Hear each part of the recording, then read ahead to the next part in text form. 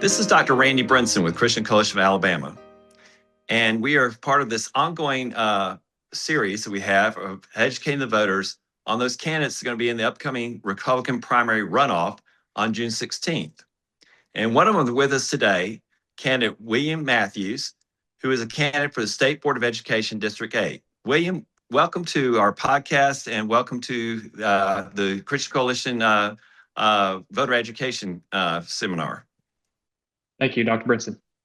Yeah, well, William, great to get to know you. As you know, we did recommend you in the primary for District 8.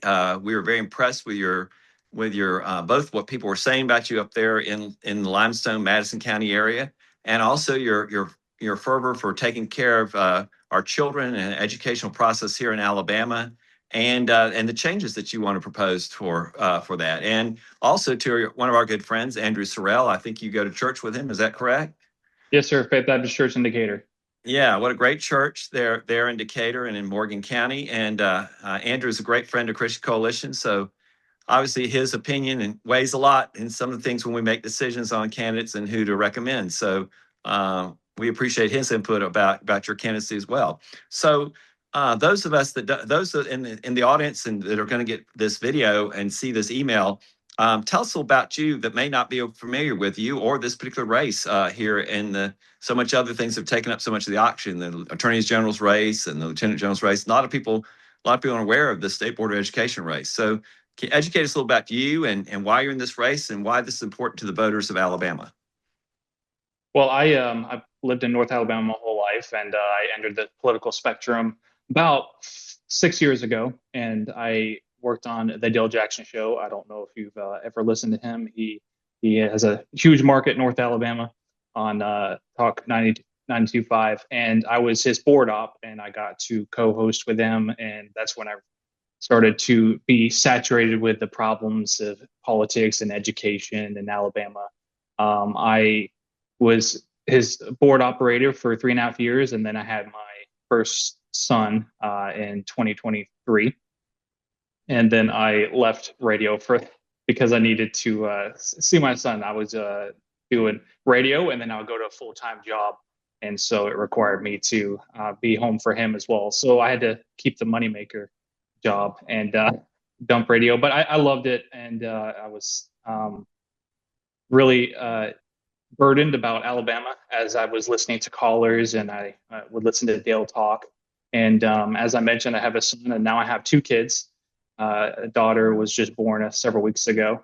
So I am a father of 2, and I decided to enter the race, not purely because of my kids, and neither of them are in the education system, but also because I was asked by my good friends, Andrew Sorrell, as you mentioned, and he's known me, he knows my standards and how I would vote. And actually, Dr. Long, who's currently sitting on the board, actually reached out to me and encouraged me to run. And so that tagged along with my, I guess, how I was saturated with the problems in education while working in radio. I decided that I would, as a Christian conservative, would be a great addition to the board. And right now, it looks like Kathy Bradford's going to win in the general election, and then we have other great conservatives, and Lord willing, Tommy Tuver will show up and will also be a good vote. So I would love to be a Christian conservative vote on the board. So it'll be a 5-4 majority. We can actually get things done. There's several things in Alabama, education-wise, that I would like to tackle right off the bat, and that is to first of all get rid of the Alabama version of Common Core, and it's called the College and Career Ready Readiness Program, and it's basically just a copy and paste of Common Core from the federal program. And I just don't think that there is a copy and paste program that needs to exist across the country nor across the state. I think it needs to be returned.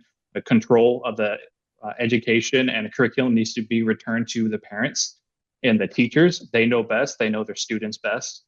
And also the current board, before several have dropped off, they refuse to tackle easy things like getting boys out of girls' bathrooms and removing terrible books from the school libraries. They have jurisdiction to get rid of those books that should not be in front of children. and they refused to do so. They were weak, and the legislature had to step in for the getting the boys out of girls, but they haven't done anything yet about the school libraries. So I would love to tackle that issue as well. And also, I would just love to study the curriculum that our students are currently reading. And I would never vote on anything that doesn't align with Alabama values and our Christian conservative values.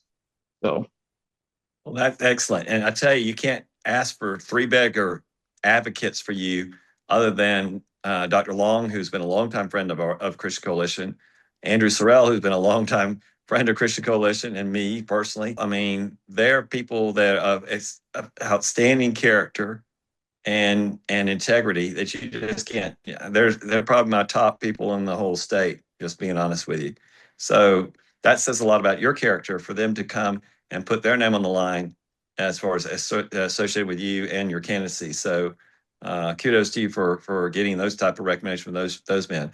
I like also the fact that you're addressing Common Core. That is, I find that amazing that here in Alabama that we can't seem to get rid of Common Core, and it's every parent's nightmare or even tutor's nightmare, particularly on mathematical parts of Common Core. Just don't make any sense whatsoever. yeah. And you know, it's tremendously impairing our kids' test scoring because it's not intuitive and it doesn't teach basic math skills to how to do problem solving and address those issues. It's amazing. So could you enlighten us a little more about the dangers of Common Core? I think a lot of people aren't even aware of that much, William. Yeah, well, I mean, it's government overreach, and depending on your rural or your city schools, each section or school or district has their own weaknesses and strengths in the children that go to those schools. And Common Core just says, here is a cookie cutter way you need to teach your kids, and it's a lot. I mean, every time the government gets involved with something, they seem to make it worse. And like terrible examples of way to do math. It's like, why can't we just do it the old-fashioned way? I'm a millennial, barely, but I like to do it the old-fashioned way. And as things progress and education, and we learn new things, we just need to develop our own programs and our own way of doing things in our own schools. And the only way to do that is to get rid of Common Core. In Alabama, I mean, in North Alabama, it's heavy science. We have, the Arsenal, we have a lot of your high tech Fortune 500 companies are here in Huntsville, NASA, Boeing, all of that. And, there's schools they can start to tailor in the higher grades programs to help our students become smarter in those different fields. And Common Core just is a way to dumb us down, really, and we need to get rid of it. And I don't claim to be an expert about it, as I was giving my bibliography in a way. As you probably noticed, I'm not an educator. I didn't teach when I was homeschooled for 6 years and then went to private school for 6 years and went to college, and I was an average student, but I'm a smart conservative Christian. And Alabama has had educators on the school board for 50 years, 50 plus years, and we've been in the worst 10 states for 50 years. So obviously, being an educator isn't a requirement because it's not working. I like to call them educrats. They get in because of their position and they're not fixing anything. So how about we just try a new angle and allow some just common sense Christian conservatives to help turn this state around. Yeah, and the other thing is what frustrates me too is there's so many private schools, even Christian schools, that have such a wonderful curriculum. Why do we have to create some kind of curriculum that doesn't that just dumbs everybody down? I've never understood that. Even in Huntsville, there's school systems that I've been in, and they're also in Decatur, that when I go into different schools and look at what they're teaching at grade level, it's appalling to me. I said, my gosh, these schools right down the street, why not just adopt their curriculum? It's not complicated. And instead of spending this money on all this bureaucracy stuff, why not set up things where if kids are struggling or something, I put them in these programs during summer school, make them go to summer school to get it caught up on those skills. It's not rocket science. And instead they're doing things. Now, the latest thing I heard, I don't know if you've heard this, but now they want to experiment in the middle schools where they take 4 classes, a year worth of classes in one semester. And they're doing the high school also. So can you imagine if you're taking Algebra 2, you cram that into one semester, and then you take the SAT or the ACT a year later, you're not going to remember, you're not going to retain the information from that. It's just, it's mind-boggling. And the types of things they come up with, they don't make any sense and are going to harm the It, students long term when they go to be prepared, try to be prepared for college or to your school or tech schools. yeah, and it's just like test learning, and all of us, I'm sure, did that at least once in their life where they studied terms or something just for a test. And as soon as the test is done, why does it matter? What do I learn? So yeah, you're right. Kids that need to be in summer school need to be in summer school, and those programs need to exist and be recommended a lot more. So Right, right. So as far as where you stand on certain things, your opponents, are there any particular things that stand out as far as your approach to this and the office of being on the board of State Board of Education and your opponent, Emily? I mean, are there any particular differences or that you think that the voters need to know about as they ponder who to vote for in this election? I've never met Emily, never talked with her, and she has some great ideas on her for her slogans and what she wants to accomplish. So I'm not trying to bash her character at all, but I mean, we also have our differences, and I know that whenever John and Andrew called me up saying we don't necessarily trust Emily because she voted for Barack Obama both terms, and then also the Log Cabin Republican, which is a Madison County Republican group, gay Republican group, has been helping her, and she's proudly endorsed by them. It just bothers me, as a Bible believing Christian, I'm not going to allow them to dictate maybe my policy. No, because a lot of the people that fund our campaigns and help us push us through to the finish line, we will have an open ear to them. And being Right. in the education system, we're already fighting uphill against things that are not biblical. And the leftists, and Emily's not a leftist, but she's definitely not the most conservative candidate. So as far as where we differ, we both claim to be conservative, but I'm going to be the most conservative Christian vote. And I've already mentioned, I'm not an expert on policy, but I plan to be, and I plan to use common sense knowledge and the brand that God's given me and the values that I found and established through the Bible to drive me and my policy making. Well, I think there's two things you brought. The log cabin Republicans for me and the Christian Coalition is a real head scratcher for us, as far as Mm-hmm. her alignment with them aligned with Emily. I mean, it's like any group. They're not going to be aligned if they don't want to have some type of influence on that policy. That's otherwise Right. they would be raising the money and doing that and do something. So that's one head scratcher. And the second thing, and some of the things to see and not a priority on Common Core. I mean, I didn't tell you to talk about Common Core, but there's no greater issue to try to fix than Common Core as a policy thing for in the state of Alabama, and I don't think that's one of her priorities as well. So those are two distinctions in addition to the ones that the people that you already mentioned, that the people on the existing board like Dr. Long and Andrew and John, who I have a lot of respect for, as far as their opinions and who's going to work in this office. So yeah, I think that makes a huge difference. Let me ask you one Kathy other. Bradford too, right? And Kathy, yes, Yeah. Kathy also, yeah. So, and Kathy's going to be a great voice too. Mm-hmm. And I think also, I think a lot of voters need to understand that it also has to do. You have to be able to. You can have good policy, but you have to have the right personalities and stuff to jive with the people to get things done, or you become irrelevant. You know what I'm saying? So that's Mm-hmm. another thing I think is important in the discussion as well. I do want to ask you one more thing, William, before we go. One of the things that has been really frustrating to two things. One is that the influx of the illegal immigrants now that are now in our public school systems and the cost that's taking to our systems, and also to the impairment of educational advancement because of the fact they have to learn English and master that, and there's really not a lot of people at home that's helping them along that way, right?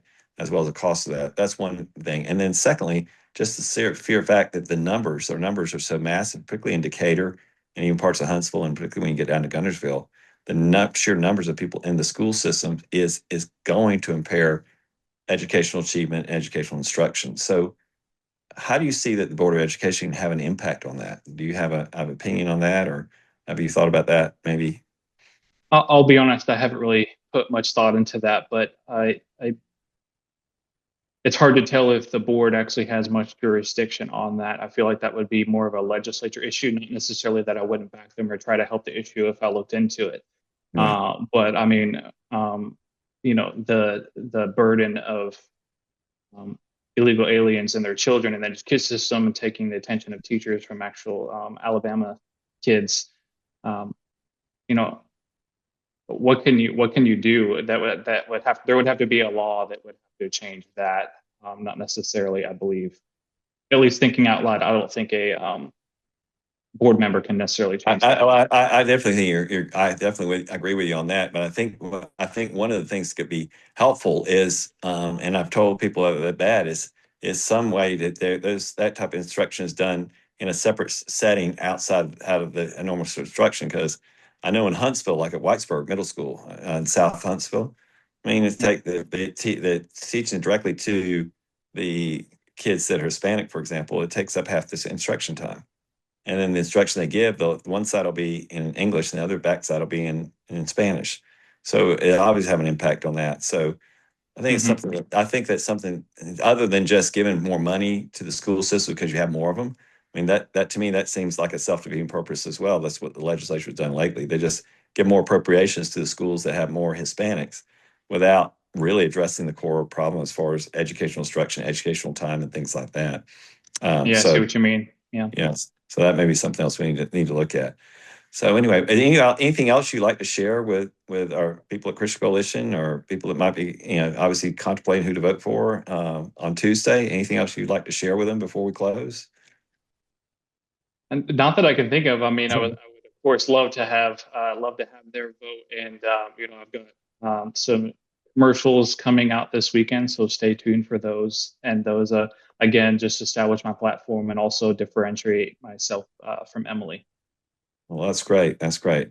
Well, Wayne, again, great to talk to you again. I'm so glad I got to meet you, at least over the phone. Hope to get to see you in person down here in Montgomery, where I Yes, live, sir. and hopefully we can, kind of cross-pollinate some of our ideas from Christian Coalition to you, and best of luck to you if you win this position. We'll be very excited and look forward to working with you Thank you, this sir. Thank you. next fall. So everyone, again, remember.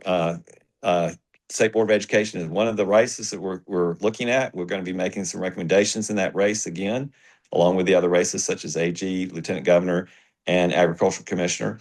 And so don't forget to vote. That's very important. We're not expecting a huge turnout, but Christians need to turn out and vote on June 16th. So again, remember to vote, and remember the State Board of Education is a very important position. You need to make sure you vote. If you're in District 8, make sure you vote for the candidate of your choice on June 16th. So again, William, thank you again. Thank you for your time and look forward to you. We're praying for you and your family, as I know this is a very stressful time in your life, particularly with a little one. So blessings to you. I've been Thank there, you. done that. So I know Thank you. how stressful that can be. So blessings to you and good luck to you on the campaign trail.